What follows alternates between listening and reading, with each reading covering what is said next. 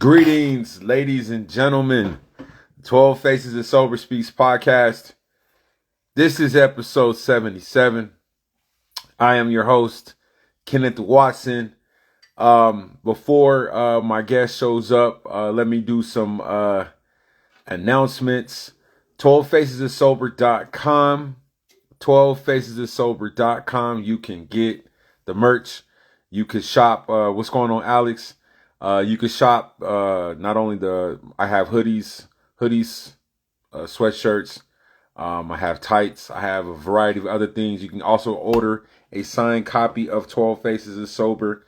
All you have to do is click the tab in the right hand corner that says order now, as well as view the merchandise. You can also view pictures from my journey up until probably about like maybe last year. I have pictures on there with friends and family, places that I visited, stuff like that. And let's see what else. Also, I have my speaking engagement. Oh my bad. No, we had we both had late dinner starts. Put it that way. Sorry about that, Alex. But yeah, speaking engagement coming up real soon. Speaking at St. Cloud State University, where I received my bachelor's degree in 2003, as well as my master's degree. I'm definitely looking forward to doing that. That's next week. I'll be speaking to veterans as well as those in the sober. It's a sober and recovery program on the campus. So without further ado, I'm gonna go ahead and bring my guest. Oh, before I do that, Jarrod, I actually met him through Sobriety and Black. Hanif, he had a clubhouse group, and that's where I met Jarrod at. And he has great content. As I mentioned, he's been sober since August 16th of 2013. And I'm very thankful that we finally have a chance to actually speak. So let me go ahead and bring him in.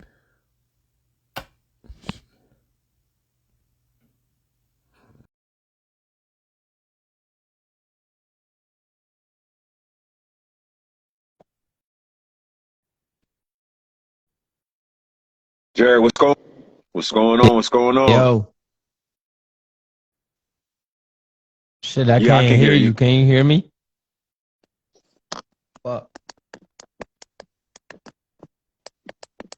Yeah, I have the volume up high. I don't even have my Bluetooth on. Okay. Hold on, bro. Excuse me.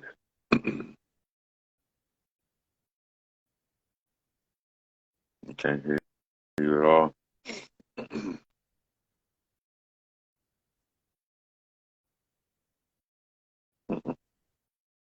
Not at all. Okay.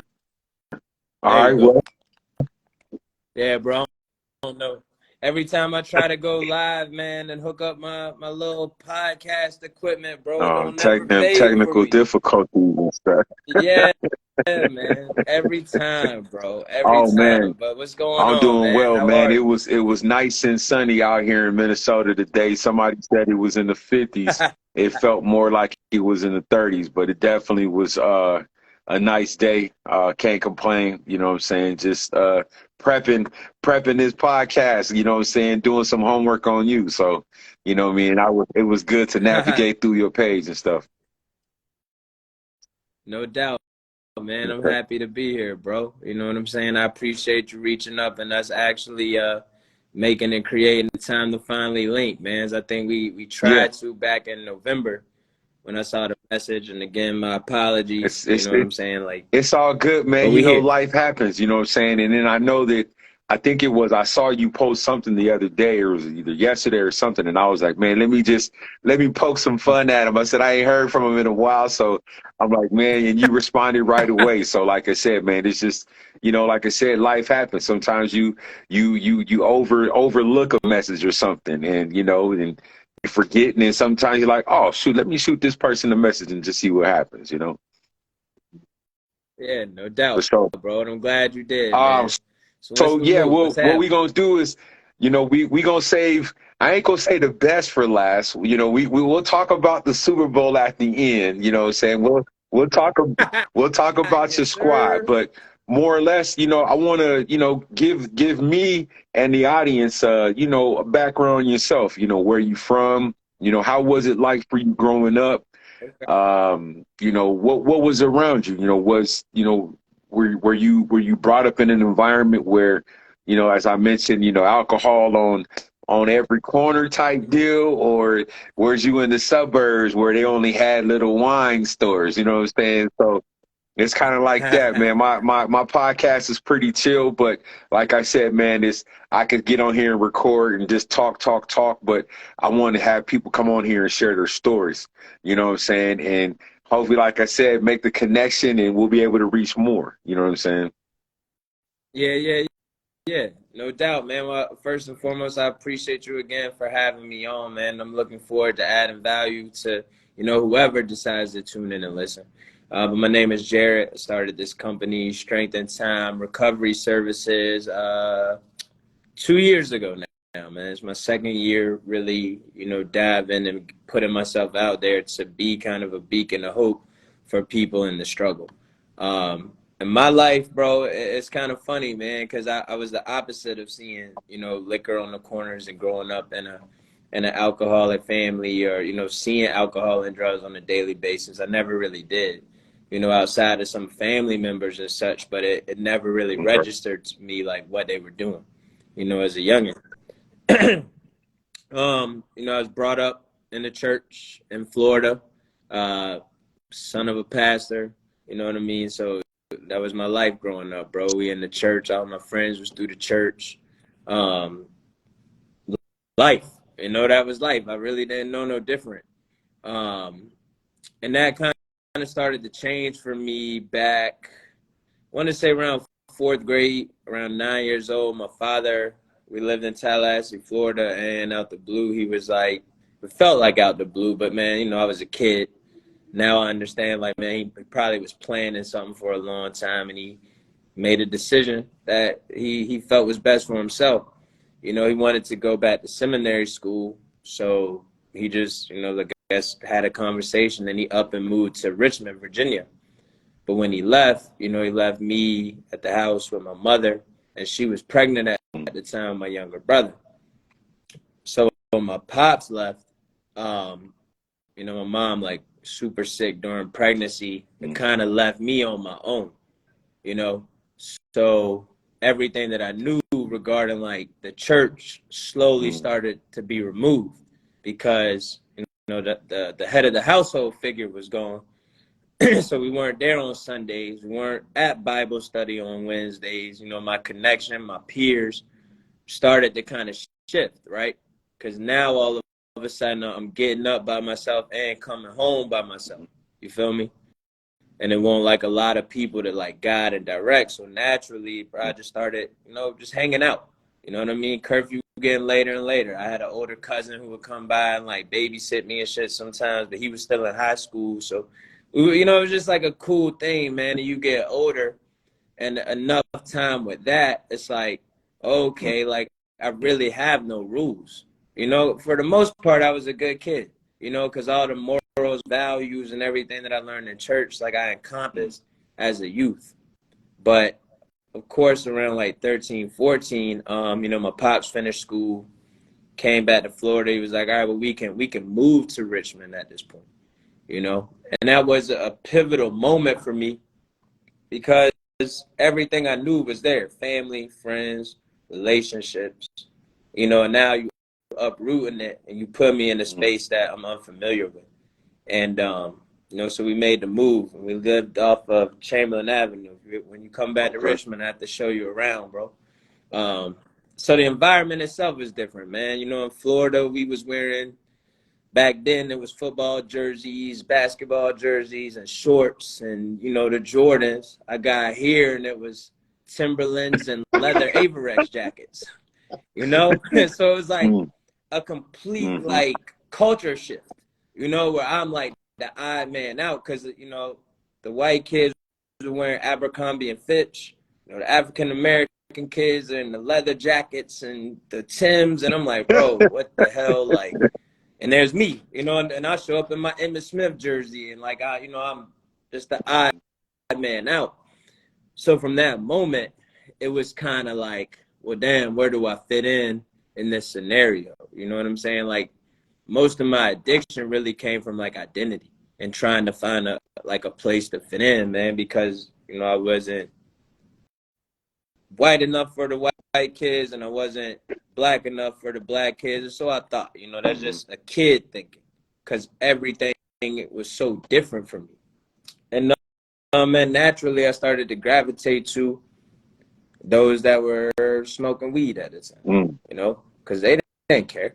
It was like, whatever. I remember the first time I went to a birthday party with, I haven't seen this young lady in a long time, but, her mom dropped us off at a birthday party, and we got there, and there was like a bunch of eighth graders drinking beer and smoking weed. And we were like, oh, no, like, what are they doing? You know what I'm saying? Like, so we got scared and left like a pill. But I was like, damn, maybe I should have stayed. Like, maybe I could have made friends and been able to hang out or whatever. So naturally, like, that summer kicked around when I was 14. I went back to Florida, and me and my cousins were kind of shooting the shit at I don't want to say what place, because to this day, I don't think I could say it, man. She ain't gonna never listen to this. My auntie house is where we used to kick back at during the day, and she had some Coronas in the fridge, and I think my uncle had left some weed. So this is how green we were, bro. We didn't know how to roll, so we took a sticky pad, like the sticky notes, and just twisted it up and stuck it together and smoked it. Probably like was fake high. I was like, oh, it's stupid. We drank a few of the Coronas, and I remember her coming home, and she opened the fridge and was like, yo, why is it a lighter in the fridge? And we all just started kind of busting out laughing, like, oh, no, like, we gonna get caught, y'all. But that was, like, my first experience, right? And at the time, I was like, oh, this is why, like, people do this, because I don't care. Like, I don't have to feel like I'm not fitting in places and I can just get along. So then it became like a status thing. Like, okay, well, if I'm drinking and I'm smoking, then I always have like people to kick it with. So naturally, when I got back to Virginia, that's kind of what I sought out, and this is at 14. So it just started as a phase to gain like popularity, right? Because then you enter high school and that's what it was. Like Friday night, it's like, where's the party at? So you always invited to the party, like, oh, I know somebody that can get alcohol, I know somebody that can give, what I'm saying? Like, I'm adding value all in the wrong way, and then as life would have it, the party progresses and so does the drug use. So you're drinking. Right now it's a good time, we just having fun, maybe doing some wild frivolous shit, like, but just having fun. But I was straying further and further away from all of my core beliefs. You know what I'm saying? Like, I felt like my parents weren't giving me the same attention they were giving my younger brother. So I just, strayed further and further away, man. And then to backtrack a little bit, when we moved to Virginia, my father he was like in my life, but like barely, because he was 10 hours away for most of the year. And I would see him, of course, Thanksgiving and Christmas, if he made it down to Florida. If not, so you get back in our life, he working all the time. It's like, now you can't really be the authoritative figure that you once were. Because I've been on my own, like, no, not listening to nobody, not having the answer to nobody. And now you want to put your foot down. So I became like super rebellious, right? So around like 17, 18, like barely graduated high school by the skin of my teeth. And that was kind of it, man. And I remember, and this will all tie in, bro, so I can wrap up this side of the story. You get asked this question in high school, and it's like, yo, 5 years from now, what do you want to do? And of course, my answer was like, because what was the thing to do, right? Go to college, get a career. Like, that's what we conditioned for. And none of that happened, right? So 5 years after I graduated, I'm still partying. I'm working just to party.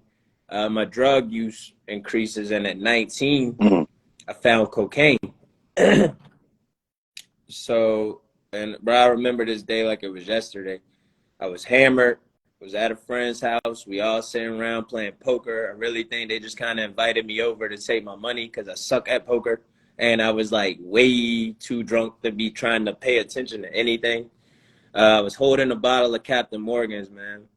And one of my homeboys dumped this like white powdery substance on the table. And I remember looking at it, I'm drunk.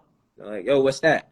And I'm like, oh man, you don't need this, da da da. And I'm drunk. So yeah, now I do need it just because you said I don't, And, I took a sniff or whatever, and it was like, man, I need this all the time, right? Now I'm on the chase. So now my acceptance also increases. So now I'm invited to different parties, right? Oh, I can find this substance now, right? Never registered in my mind that, man, there's a whole life of people living like a different way, like getting money, going to school, maybe drinking regularly, but handling business. So my life was just party. Like I thought this is what everybody was doing. You know what I'm saying? At 21, probably like right after that, bro, I decided, I'm gonna start selling drugs.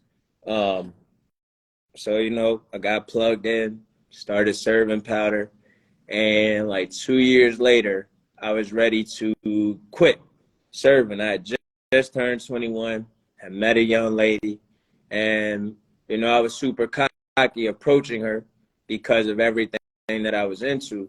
And I remember her looking at me and telling me like, yo, I can't mess with you because I know what you do. And of course, I had an ego. So I spazzed and was like, yo, I don't need you. Like, who are you? Get out of here, da-da-da. And something must have clicked because I called her back the next day and it was apologized, like, yo, I was wrong for that. Woo, like, let's go chill. So we end up linking up, man. And I actually stopped doing everything at that moment. And was like, yo, you know what? This is it. Like, I don't want to do this shit no more. So I stopped. Like, told everybody, yo, I'm done. Here's your money. Here's your money. You take this. Do what you got to do. I'm done. I started working 3 jobs. Like, I really was trying, man. And I failed at it, bro. Like, 2 months had gone by. And I had been out of, like 2 months, man. And I looked at my phone. My phone rang one Friday night. I'm just kind of chilling, watching TV at my parents' house. And I recognized the number. And I automatically knew why my phone was ringing. And, you get that little inner voice. That's like, nah, bro, don't answer that. Let it go, And the other one, when you don't listen to your intuition, that's like, nah, go get the money. It's easy. Like, you're not doing anything. Go ahead. Nah, yo, I appreciate that. See, appreciate that. So I pick up the phone, and this phone call changed my life, right? So then I'm going to go back to the 5-year thing after I tell you how this happened. I answer it. It's a dude like, hey, man, I need, first it was a grant. And I'm like, I'm like, all right, bro, I got you, right? Hang up. He immediately called, yo, make it a ball. I'm like, all right, bro, I got you. He called back, yo, make it 2. I'm like, bro, nah, man, you're doing too much. Like, I'm going to see what I can do, and I'll call you, right? So I called my homeboys, man. I told you I was removed. Like, so I didn't even know where to find it at this point, man. So I literally went on like a search through Richmond with a couple homies till I finally was able to find it. And my routine used to be I would hide in plain sight. So I would go to a bar, serve under the table, and whoever I was talking to, we would just chill and drink a beer and relax. So I go to the spot I normally go to. I order a pitcher. I'm sitting there waiting. He come in. He get it real quick. Like, oh, man, I got to go pick my brother up. I got to go. So I'm like, damn, that was weird. Like my intuition was like, hey, yo, something was wrong. So I go on about my night, chilling, whatever. The next night he calls me again. And I'm like, all right, bro, I got you. Except this time I think I start manufacturing some shit. Like I'm in the kitchen mixing all kind of shit together. And I'm like, yo, if he take this, I know it's something funny with him because there's nothing in there. You know what I'm saying? So he take it. He gave me the money. I peel. He tried to call me back a 3rd time, and I the next night, and I just cussed him out, hung up the phone. Right? November, I don't remember the exact date, but we can go. Everybody, listen. If you go back and look at Brett Favre versus the Cowboys, Thursday night football. It was his last football game in Green Bay. Whatever night that was in November was the night my life changed, right? I went out drinking, of course, to watch that game. I woke up Friday morning, said my phone ringing off the hook from my parents. And they're like, yo, we need you to come home. It's like 5 in the morning. I'm like, yo, y'all are crazy. Like, I'm not going nowhere right now. I'm still kind of hungover. Like, I'm not driving. Like, yo, we'll just come get you. I'm like, nah, that's not going to happen. Like, give me a couple hours. I'll come home. You know what I'm saying? So 9 o'clock rolling around. I'm like, all right, man, they've been bugging me for like 4 hours. Like, I got to slide, tell my young lady, my girl, like, I got to go. I see you later. Get in the car, bro, stop by McDonald's. This is a normal ass morning. Like, well, damn, if they going to cuss me out, I'm going to at least eat some breakfast. You know what I'm saying? Like, I'm going to eat breakfast while I'm getting cussed out, you know? So I walk in the house, got my bacon, egg, and cheese biscuit, my orange juice, and I sit it on the island. And I'm on one side. My parents is on the opposite side. There's a doorway to my right leading to the front door, and there's also like a entryway behind them, right? Just trying to paint the picture. So I sit my stuff down. I look at them both, and I say, so what's up? Y'all ready to have an intervention or something? Like, what's going on? And my mom broke into tears, right? Matter of fact, this was earlier than 9 o'clock in the morning because my little brother was at the bus stop. So we probably talking like 7:30, 8 o'clock on a Friday morning. And she break into tears, and my dad say, it's all right, bro. Yo, y'all can come in now. And I'm like, huh? So immediately, bro, 2 Henrico cops come from the right, 2 Henrico cops come from behind. And I'm like, oh, shit. Like, what's up? Want to hold the pictures? Like, yo, are you Jarrod Collier? And I'm like, yeah, why? Like, yo, you want it for the distribution of cocaine. Immediately, bro, like I sunk, you know, because I was like, damn, everything clicked in that moment because I had given up. So I knew exactly who it was and when it happened. Like, it all just came together. Like, it was that phone call. The phone call after I stopped, the phone call after I wanted to give it up is what jammed me up.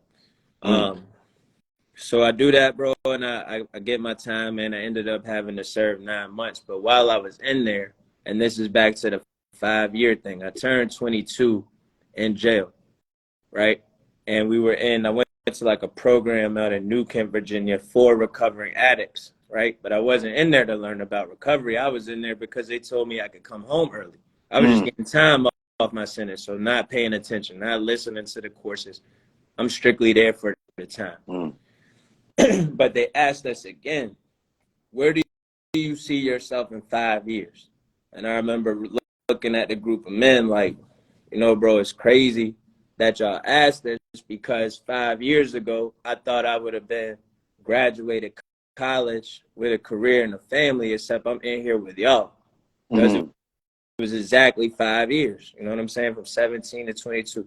That's 5, right? 18, 19, 20, 20. Yeah, 25 years. So I'm like, I don't know. Like, I don't know where the next 5 going to take me, but hopefully not back here, right? So I get out, and I go right back to what I knew. At this point, man, I'm depressed, battling mental health issues. I'm a felon, and it's just adding to, like, my lack of self-worth.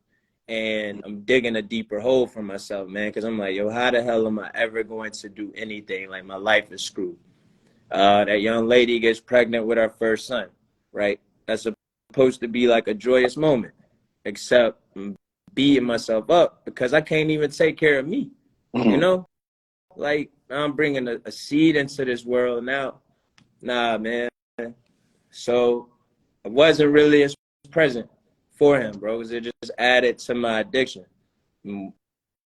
Generally, what do you do when you're addicted, bro? You don't change your behaviors or your patterns. So we had a second child. But this is where my life changed, you know, to bring all this in. My youngest son was a month old. My oldest son was 3. And me and her were beefing about whatever. And I was like, you know what? I'm done. So on the morning of August 15th, 2013, I went day drinking, bro. And like all day, man, I'm talking and hanging out with people that I haven't seen in years. Almost like I'm saying goodbye. You know what I'm saying? Just making a tour of Richmond, just getting drunk. That night, I don't know how I was getting from place to place. Like what, I don't even remember that part. But I get back to my parents' house at like 1 a.m, and I'm outside in the driveway, and I start having a conversation with God, like yelling at the sky. Hindsight is 2020. I'm sure if my neighbors was awake, they probably was tripping off of me, like looking out the window, like, yo, what the hell is he doing? But I was like just screaming at the sky, like, yo, you told me life was supposed to be different. Like I was in church, I heard it all. My life wasn't supposed to look like this. Like I was giving dollars in the bucket. Like I did all of this. Why the hell am I here? Like I don't want to do this no more. Like take me right now. Like I was done, bro. Damn. Take me. You know what I'm saying? Like, get me off this earth. I don't want to do this shit. So I go inside the house, still just kind of wrecked, man. And I started popping pills because I was over it, bro. Again, my son was 3. My youngest son was a month old. And I was like, bro, somebody can take better care of them than me because I can't do it. Go. So I keep popping pills. And at some point, I pass out and just fall asleep, Thank God. But I wake up the next morning still angry, angry at the world, angry that I'm still alive. You know what I'm saying? Like, why am I here, bro? I'm yelling at everybody around me. You know what I'm saying? I'm causing chaos. And in that moment, my pops looked at me and he was like, man, I didn't know it got this bad. Let me get you some help. So he takes me to the hospital. I sit in there. I'm still kind of just going through the motions, trying to figure it out. But it was like this calm spirit hit me. And it was like, yo, you got a second chance at life. Do what you got to do. And I remember looking at the nurse and just saying, yo, you know what? Just take me. I'm ready. So she took me upstairs. And that was it, man. That was like the catalyst of my recovery journey. I never looked back after that. You know what I mean? And that was the beginning of the 9 years, bro. And here I am now. You know what I'm saying? Thanks for sharing. That's interesting. I guess my question to you is when your parents is having that sit down in the kitchen, like what did they share with you what they was thinking in terms of like after the fact, was there a type of disappointment from them, or was it like, okay, we gonna get, we gonna work through this type stuff? Bro, to be honest, man, to this day, my family and I have never really talked about that, bro. Oh, wow. Like, the one thing my dad said to me that morning, because they cuffed me and I stood on my parents' steps, right? And this was what crazy. I didn't even add this part to the story. When I pulled up that morning, their neighborhood was normal, right? Like, wasn't a car in sight, just people going in and out to work, kids at the bus stop. When they cuffed me and I was standing on the front porch, right, it was 2 cop cars had my car blocked in and then 2 more cop cars in the driveway, right? So at this point, I'm embarrassed. Like, it's a pretty prominent neighborhood. And, like, if you look up Short Pump, you know what I'm saying, you'll see what it is. So it's like I'm embarrassed for them. I'm embarrassed for myself. My little brother was at the bus stop. I never really talked to him how he felt in that moment. And the one thing my dad said to me that morning was like, yo, don't say nothing. And that was it. You know what I'm saying? And then even when I came home, like, they bonded me out that same day. And I remember just kind of sitting down like, damn, what just happened? And even then, the one conversation was like, yo, don't say nothing to nobody because you don't know what's going on right now, so just be still. The issue was I couldn't be still, because the only way I knew how to deal with problems was to self-medicate. So, yeah, I could sit still for like a day, but it was a point in time where I didn't know if I was going to serve 0 time or 60 years. You know what I'm saying? I was 21, and that the unknown killed me. Like, bro, like during that period, I was blacking out daily, driving. Like, I'm grateful that I never hurt nobody. I'm grateful that I didn't hurt myself, but there was a lot of like stuff I was doing in that time period that would have just catapulted it, right? So their main thing to me was like, yo, you gotta be still. You gotta be still. But we never really discussed anything further than that, man. It's interesting. So I'm gonna have to like make a conversation happen and just talk to them from their perspective and see what was going on in their mind. Mm. So, so you finally do, actually get your sentence. You do. You said you did. How many months? You said 5 months? No, 9. So my sentence was like all together was like 5 years and then 4 and whatever suspended. But I couldn't get in any trouble with them when I got released. Okay. Okay. And then so when you got out and everything, now was it, you were, did you have it to where it was like, all right, you still kind of had those thoughts that you wanted to drink, or was it, or to use, or was it more or less like, okay, I'm straightening up now because, okay, I'm getting this experience of getting, spending some time behind walls. Nah, You know what I'm saying? I was right back at it, man. I think that night I had a couple of friends throw me a welcome home party. Okay. So the thought of not drinking and not using never left. Like sobriety, I didn't even know what it was because I still hadn't faced that I had an issue yet. Okay. I didn't, everybody around me was doing similar things. Mm-hmm. So it never dawned on me like, man, maybe I should stop. Mm-hmm. You know what I mean? Like it never had hit me yet. Like, yo, you really have a problem here, man. Mm-hmm. Like even blacking out, like we would black out, do stupid shit and then laugh about it. Yeah. That's dangerous. Yeah. That's real dangerous right there. Reckless, just extremely reckless, man. Now you had made a statement that that at one point you wanted to step away. Mm-hmm. Now, did you feel at any point where you needed to get yourself, like, remove yourself from that environment in order for that to actually work in your favor, or you felt like, you know what, if I was to completely walk away from this and that I'll be okay? You know what I'm saying? Because sometimes we find ourselves still kind of in that environment, in that whatever that type of addiction, thinking that we can do it, but just staying in that environment, it's never gonna, it's gonna be the same. Right. You know what I mean? It's the same way, like, if like for me, like I grew up in San Diego, so it's like there's some people for the longest who stayed in San Diego, that was in the party scene, that was doing all that stuff, and I'm just like, thank God I left when I did, because I would have been right there in that atmosphere for years.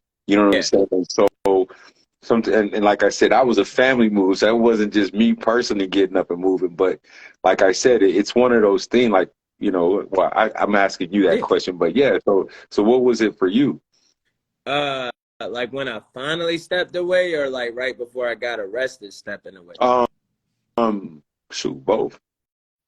So right before I got arrested, stepping away was more of like I was trying to impress, a female, by saying like, man, I don't have to be like the fuck up that sells drugs. Let me try to get my life together. So I was working, man, it was like odds and ends jobs. Like I was working at like this credit call center, and then I was working at Staples on the weekend, and some other joint that had me knocking on doors, like, but I was just trying to keep myself busy, you know what I'm saying, and make money. And I think too, like I had a small realization that I was watching people around me that probably wasn't drinking and doing what I was doing, watching how they were progressing in life and wondering why I couldn't do that. Like, what are they doing that I'm not doing? And that started to hit me like, all right, well, let me just start with trying to make money this way, And of course, I had a short run because I messed it up. But when I the failed suicide attempt, bro, it was done. I didn't care. All right, man, I laid in that hospital bed. It reminded me of my jail cell when I was in the hole for a week, bro, because I didn't have a recollection of time.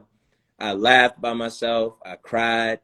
but just sat in there. But it was the one time in my life I couldn't run from my problems. You know what I'm saying? Because outside, I could always pick up my phone, get a ride, go to the store, go drink, and never really deal with my feelings. But it was the first time in 14 years, bro, I had to sit with my feelings. You know what I'm saying? So I didn't know what I was going to do. I just knew from that moment on, whenever they let me out that hospital, bro, I'm never drinking again. I didn't, you know what I'm saying? I didn't know nothing else about life. I didn't think that far ahead. It was just simply, I can't live the way I was living. And that was just, you know what I'm saying, my rock bottom. Okay. Now, now you got out. Did you feel like, okay, or no, not feel, did you like address your mental health issues? Did you, find yourself walking into the doors of AA or the doors of NA, or did you get yourself involved in an outpatient program? What was it that kept you to where you are today, like in the early stages? Bro, therapy. I didn't know what AA was. So Okay. the only way I knew how to deal, the other way that my parents used to try to force me as a teenager was go to therapy. Except as a teenager, therapy to me meant crazy. You know, medication meant I got a problem. And I'm sitting back like, y'all don't have a fucking problem. Y'all are the problem, you know, and have accountability. So all I knew was therapy. And it was funny because right before my failed suicide attempt, I got a therapist, right? But I only did my first initial meeting where, you know, you sit in there and they make you fill out all the paperwork and everything. You go through it. So I talked to him and he was like, well, man, just try not to drink for the weekend or whatever, right? Well, that Thursday night was when I, you know, went out and got hammered, and then I went to the hospital Friday morning. So it was a 72-hour like inpatient stay, and I had that therapist on Tuesday.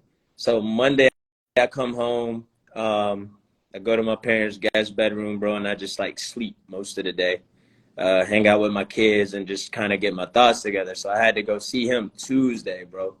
And this man changed my life, right? I get into therapy, and I could probably tear up telling this, man, because it hit that hard. I get into therapy Tuesday, and he's like, so how was your weekend, man? You know, what'd you do? And I look down. I'm like, yo, you want the truth or you just want me to make something up? And he was like, oh, you tell me the truth. Like, that's why we're here. I'm like, not good. You know what I'm saying? Like, like, I tried to commit suicide. I ended up in the hospital. I day drink all day Thursday, but I haven't drank since I've been home. And he looked at me, dog. And for the first time, man, me and this dude would have nothing in common, right? I'm a 27-year-old African-American male. He 60-year-old white guy. And he looked at me. He was like, bro, it's okay. I know how that feels. And it opened me up. So I was like, you do? And he was like, yeah. You know, I got 40 years in recovery. Here's my story. And he started to just open. And from that moment, it gave me hope. You know, like, bro, I hate fucking crying. I swear. So I'm sorry, y'all. It's all good, man. Yeah. But it gave me hope. And I haven't had that before. And I was like, oh, my God, like it's possible. And he gave me the blueprint for how I was going to stay sober, man. He taught me gratitude. You know, I was an ungrateful asshole, you know? Like I lived and had like a pretty good life. I just didn't care for it. It wasn't good enough for me, like the disease of more. You know, he taught me what gratitude was, man. He was like, yo, put the music down, go outside, feel the breeze, listen to the birds, stare at the trees, and just say thank you. You know what I'm saying? Like, I had never done that. It sounded crazy to me. Like, you want me to go for a walk without music? Like, no. Like, I work out with music. Like, I'm not doing that, but I tried it. And I was like, oh, my God, like, I can see. Like, the world is beautiful. You know what I'm saying? Like, but he was the catalyst, man. I didn't know what AA was, so I didn't step my foot into an AA meeting until I was like a year and a half sober, bro. But prior to that, man, I did a lot of therapy, a lot of reading, a lot of meditating. like mad law of attraction books, positive audio affirmations. Like, you know, I held on to phrases that I would hear, you know, just in passing, like change your mind, change your life. I used to think I hated reading books, you know. Turned out I just hated the literature they were trying to teach me. You know, I wanted books that were going to help me progress in life. I didn't really care for the Odyssey and the Iliad and the Scarlet Letter. Like, that wasn't my type of literature, bro. I wanted to hear Grant Cardone tell me how to go from zero and addict to $1 billion. I wanted to hear T. Harv Eker spill out how a millionaire mind thought, even though they were drunk in the moment, trying to find their way out of a drunken haze. You know what I'm saying? So I just spent so much time, and then I also had my kids, so I was just really trying to focus on my reason why, which was them, and then just living day to day and like, all right, man, let me progress my life forward, because clearly what I was doing wasn't working. So on one of your posts, you talk about you have a discussion about boundaries, and I really gravitated towards that comment, or I don't know if it was a discussion or actual like a text, but the reason why I wanted to point it out is because, especially early in sobriety, this is something new. You know, we may have been sober for a week here, or a week there, a month here, a month there, but to actually live that sober life, it's different. You know what I'm saying? So you have to kind of put up those boundaries, those barriers, those walls, because, you know, like I said, people were, in the first couple months of my sobriety, people were inviting me to like drinking engagements. I'm like, man, I'm fresh out of rehab. You know what I'm saying? Like, I don't want to compromise myself, and it's just this little small townhouse. Word. You know what I'm saying? And I'm losing friends because I was once that party guy, the life of the party, at least I thought. And then now I'm this guy that's like, nah, I don't get down like that. Word. I don't want to be around this alcohol. I don't want to see you intoxicated. Word. And so I guess the question to you is that, why is it important for us to set up those boundaries, especially early in sobriety? Boundaries are so important for a multitude of reasons, bro. And like mental health, to me, bigger than recovery, because they go hand in hand. You know what I'm saying? Like, you can go back to a situation over and over again, but unless you change something or put your foot down, you're going to continuously get the same result, right? So for me, setting boundaries was in recovery, it was, you know, that first like couple months in sobriety, it was like, bro, I'm gonna be a hermit crab. Don't call me. Don't invite me. You know what I'm saying? If you can invite me, but I'm gonna say no, or I'm gonna give you the I'll see. You know what I'm saying? That was a firm boundary of mine, because I didn't want that. You know, I didn't want anybody to have, I don't want to say power, but says, oh, you can have just one. Because if you're not an addict, man, most people don't understand, you know? So I didn't even want the temptation, because I was self-aware enough to know who I was, right? In my recovery, my kids at that time, and me trying to change my life was more important than anything, right? And then I had to set boundaries with people, because there was so much going on, man. Like, my lack of trust for people was at an all-time low. So my boundary was like, man, if you're not going to support me, right, then I don't need you around me. You know what I'm saying? So those friends you talked about, bro, slowly just started to fade away anyway. But as I've learned, the people that are supposed to be in my life are here. Right? I attracted them all to me. I didn't have to go try to fit in and need to like bring something other than myself to have them. So at a frame where I feel like I'm trying to fit into a box, bro, no, I left that box. That's my boundary. I'm not stepping into that box no more. Now let me ask this. This is definitely a first on the podcast. What's up? but I'm taking it off of something that you said. What did you want to be when you grew up? And do you think your addiction has something to do with stopping you from that? So what I wanted to be when I grew up was an orthopedic surgeon. Is that what you're Okay. talking about? Mm-hmm. So when I was like, as a kid, man, but when I was like 7 or 8 years old, maybe older, my grandmother, who is my heart and soul, she helped raise me.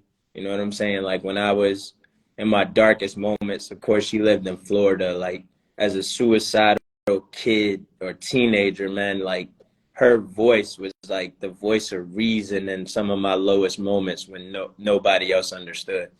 She had problems with her knees, and I always used to say like, "Yo, when I grow up, Grandma, I'm gonna fix your legs. Like I'm gonna fix your legs." You know, so I I wrote like a speech on orthopedic surgeons, and I really started, trying to pivot my life towards that way.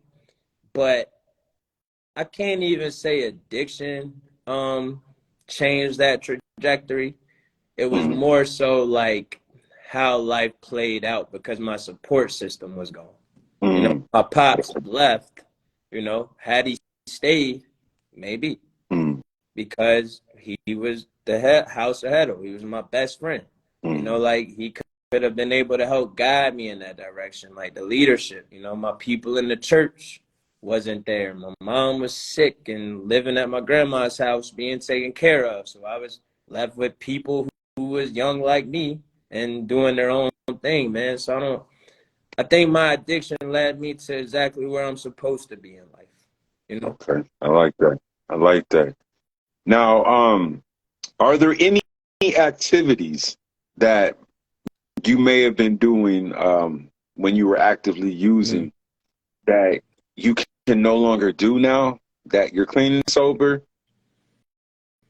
I mean, nah, bro, because everything I did, it's kind of the same thing. I do more activities now than I ever did then because, drinking was just there, and it had to be kind of the same thing. Like if I traveled, we wanted to find the closest bar, and then you just bar hopping in a different city. Now I travel and I'm creating memories. Like I want to sightsee. I want to learn the history. I want to indulge myself in the culture. Like I want to come back with a story to tell, not just, oh my God, they had the best drinks and we were so wasted Mhm. and I don't remember. Yeah. Nah, bro. Like I'm really immersing myself. So I do way more activities now than ever, like in Okay. alcohol and on my addiction. Mm. Now, how do you handle life when things get tough over when you were actively using? Bro, that's the best question, man, because life is going to continue to test us. Mm. You know what I'm saying? And how I handle it now, I got people that love me. Mm. I got a strong mindset, so I either have a conversation with somebody, I meditate and pray more, or best of all, man, what I like to say now, bro, I sit still. I Mm. deal with the emotions, man, and I think things through to clarity Okay. because I have no more clouded judgment. So when something is bothering me and the universe is testing me and like today, bro, I got a test right now, man. One of my crypto wallets got hacked this morning, bro, and I was sick. You Oh, know what I'm wow. saying? Like sick, like just staring at my phone like, damn, but that's something that an addiction, and I'd have been like, oh, let me drink over this. I can't do Yeah. it right now. Like, but Mm. now it's like, you know what, bro, lesson learned. You know what I'm saying? Like, I won't do that again. Like, Mm. whatever, whatever it was, I don't even know what the hell I did. But to answer the question, though, bro, it's like, if I had somebody ask me that and I had to give them like advice, say, check with your support system and don't react on emotions. Mm. Because if you react on your emotions, then 9 times out of 10, you're going to lose. So Yeah. always sit still and think it through to clarity, or at least talk it out till you have like a direction and Mm. let it pass. Because most of the time the test is there for you to pass. so you can elevate to your next stage in life. Like every test that I've had in recovery, like the test was there for me to fail it, right? So I would slip and use, but every test that I passed, something beautiful happened on the other side. When I could look back at that test and say, oh, that's why that had to happen that way. Right. You I did? like that. Yeah. That's see, like I I asked that question because obviously, like I said, I mean, life still goes on. The Yeah, only bro. difference is that you may have been making those irrational decisions when you were using, and now, like you said, is that you're thinking. You're thinking before you're reacting, before you're making that decision on what it is. Right. Before, like you said, okay, well, dang, I had a hard day. Oh, my lady tripping. Oh, you know, the job is tripping.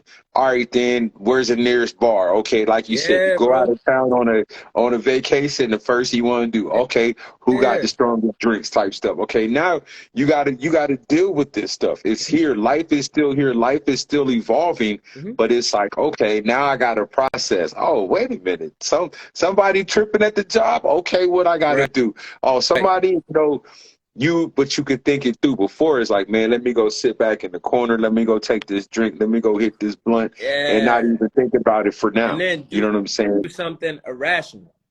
You know what Yeah. I'm saying? Because me and Mhm. mine was like, bro, I had to always get back. You know, Mhm. like, all right, this happened to me. Like, cool. Like, this is what I'm like. You know what I mean? Then it becomes a game, Yeah. right? Now it's like, whatever, man. This too shall pass. It's all good. Yeah. And it don't mean like I get upset. I might cry. I might get frustrated. May get angry because those are emotions, you know? Hmm. But like you stated, bro, I've learned to deal with those emotions. You know what I'm Yeah. saying? In healthier ways. That's what's up. Now, I got two quotes. Usually on my podcast, we're kind of the tail end, but we like I said, we gonna save the best for last. You Listen, know what man, I'm do saying? your thing, Yeah, bro. I'm yeah. enjoying this, man. It's been a Okay, while since I've been on live, so I'm loving this right now. for sure, man. I appreciate it. First one is most times you have to go through something that absolutely destroys you so you can figure out who you really are. That kind of ties into what we're just discussing. Um, like I said, in my case, I had to figure it out. You know what I'm saying? Like Yeah. I fresh out of rehab and was like, okay, what are you gonna do with your life? You got this divorce that you gotta, push forward in. You're about to start school. You don't know because every time you've tried to get sober, you failed. But now it's like, all right, I'm You on the liking move. this life. Yeah, you know what Yeah. I'm saying? It's like, South Africa knocked on the door. It's like, okay, you want to come out here for free? We gonna put $3,000 in your pocket. I'm like, yeah, let's go. Sobriety started off right, but it doesn't start off like that for everybody. You know what I'm saying? But that's just one of a good moment. But there was those behind the scene bad moments where it was like, wow, what am I doing? Why? Like, why is this stuff happening to me? I You know know it. what I'm saying? I know And it. and so that one stood out. And in this one, I would say was it immediately when I read it took me back to a statement that was always said to us when I was in the Army. And it says the speed doesn't matter, forward is forward. And Mm. when I thought about that, it was a statement when I was at Fort Jackson in South Carolina. Our unit would our slogan was always forward. And I was just like, man, what? Like, you hear them, that was like their greeting. And I'm like, man, what the hell? But of course, now I could figure out, like, always forward, looking at everything that's in front of you. You know what I'm saying? And instead of what's behind you or in the rear view, you know what I'm saying? And that's what it's been about. It's like, okay, all right, something bad didn't happen. All right, well, I'm looking forward to something better. Yeah. You know what I'm saying? I didn't get the job I want. Okay, well, guess what? I'm on to the next one. I got to keep looking ahead. And that's that mentality of sobriety is that, I mean, we can't change our past, but we can change what's the moment and what's in front of us. Exactly. And so those were the two that stood out to me. I didn't get a chance to get through your whole entire content, but I wanted to make sure I, at least found a few things off of your page and stuff. Nah, that's dope, bro, because both of those have so many meanings, man. Like, one of my favorite sayings is progress is a slow process, but as long as I'm progressing in some every day, bro, then I'm doing way better than I used to be. Okay. And then what was the first one you read? Read that one again. Most times you have to go through something that absolutely destroys you so you can figure out who you really are. Yeah, bro, because life to me has become about purpose, right? And I would not have figured out what my purpose was if not for these drunken nights, my jail sentences, you know what I'm saying? Like fights, breakups, heartbreak, all of these things combined, man, created me who I am today. And they all had to happen for me to find my purpose in life. Because I could have had everything, right? Like at one point, man, I knew how to make money, right? I was still missing something. I still needed more, right? At one point I had women, multiple. I still needed more. You know what I mean? Like it was always more. Until I sat down 2 years ago, man, I was going through a situation at work, bro, where they really was trying to break me, And then we could wrap it up too, and you could, ask the other question. But I just want to share because that quote is super important to me. They tried to take me out. Like this was another test in life, right?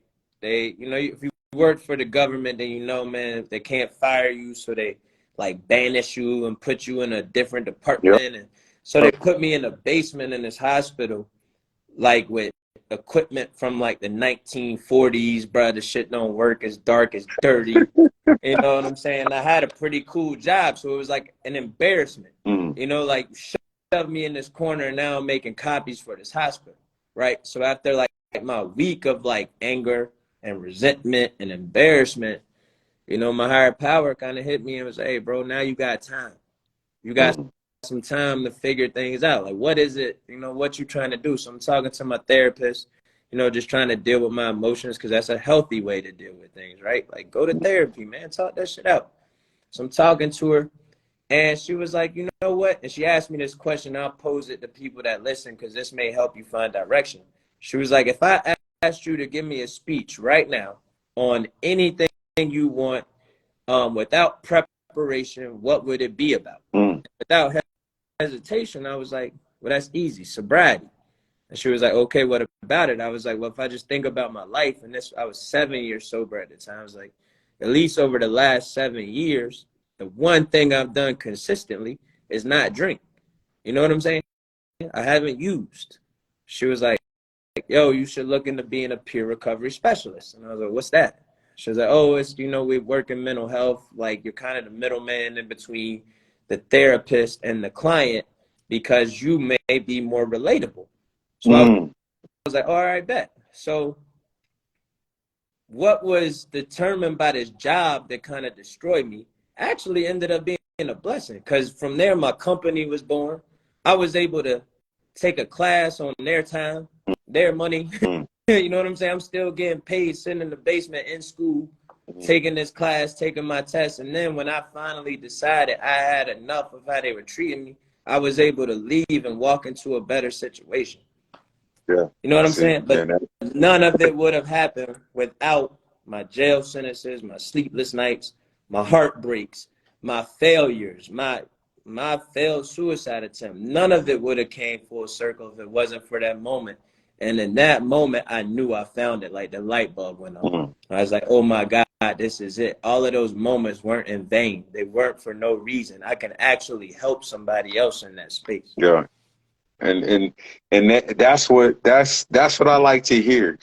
You know what I'm saying? It's like, yeah, despite the fact of what, what our past may have brought us through, now you're on a, on a whole nother plateau to where you're helping others firsthand. Amen. You know what I'm saying? And that's the essence. That's, you know what I'm saying? That to me is what sobriety is all about, especially when you have that time under your belt. It's like, Sure. okay, somebody that's got, this time under, this time in it. It's like, all right, I respect that. You had whatever from your past, but you still, you know what I'm saying? You still got to get up and work.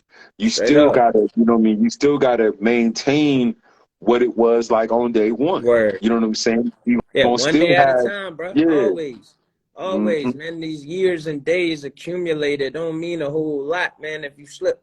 Or if I, not you, but if I slip. So I tell my clients as we speak, and at any given moment, bro, it's always one day at a time. I just want to be a better human being than I was yesterday. Sometimes Right. I'm excellent at it. Some days like today, I suck at it. Or I was in my feelings for like half the day, bro. I was looking at my crypto wallet and seeing my joint gone. You know what I'm saying? Right. I was really sitting, I call it sitting in the shit, man. I was sitting in some shit for like 4 or 5 hours this morning, man. But hey, I'm here and I'm happy, bro. So it's all love. Okay.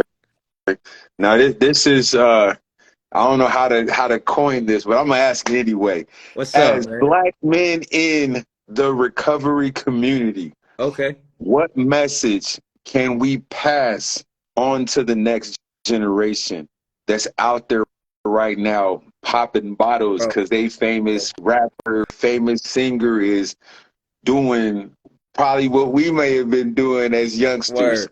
You know what I'm saying? And they don't want to hear it like, well, you got a chance to, but what is the message based off of your experiences that you can give them? Man, Because they need to hear it, because sometimes they don't like to hear me say this stuff, bro. but it's like, it's real. To my young African American, man, bro, the biggest lesson that I take away in it from addiction, whether it was money, women, the bottle popping, you only trading. An old head told me this when I was locked up, man. He said, you only trading time right now for years of your life, Mm, right? So it was a gamble. So yeah, this money may come quick and it may come with things that you feel necessary in the moment. Like the party looks good, the women look good, the drinks look good, the money look good.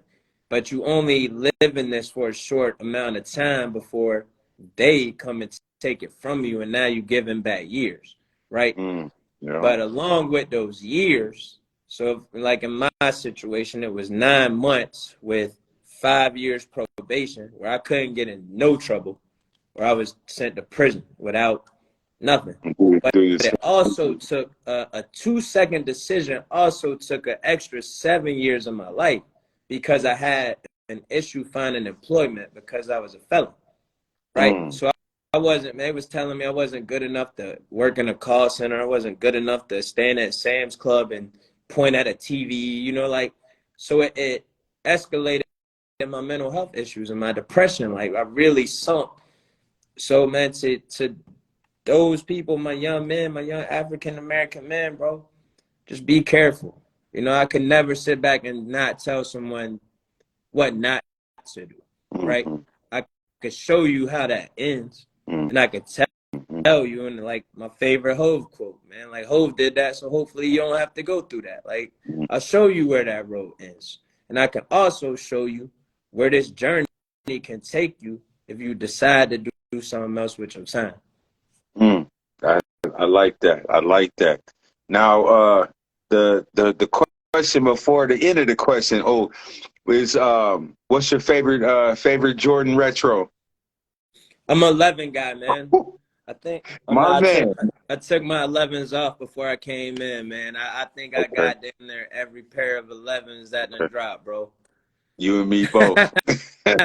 You and me both. Yeah. I just copped those cherries. Did I you? had Yeah, to bro. yeah, I had to drive about an hour and 15 minutes to get them though, but I knew at my old because I had the plug up and I live like an hour away from my college.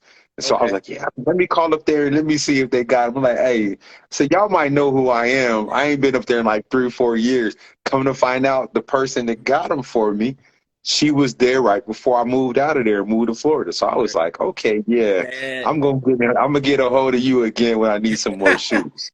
You know what I'm yeah, saying? man, 11s, bro. So my parents really didn't cop me a lot of like Jordans and stuff. And even Mhm. with like my serving money, bro, I was so focused on like the party aspect. I never really bought like shoes and jewelry and all that kind of stuff. Like I really was just like, yo, we gonna spend it all tonight on this. Mhm. So like when I started in recovery, I was like part of my, I guess my new addiction was like, you know what, man, I'm gonna buy the shoes that I couldn't get at that Mhm. time. So like I started collecting. My first pair of Jordans I bought were the navy blue 11 lows and the cherry 11 lows that dropped in like 2016. Okay.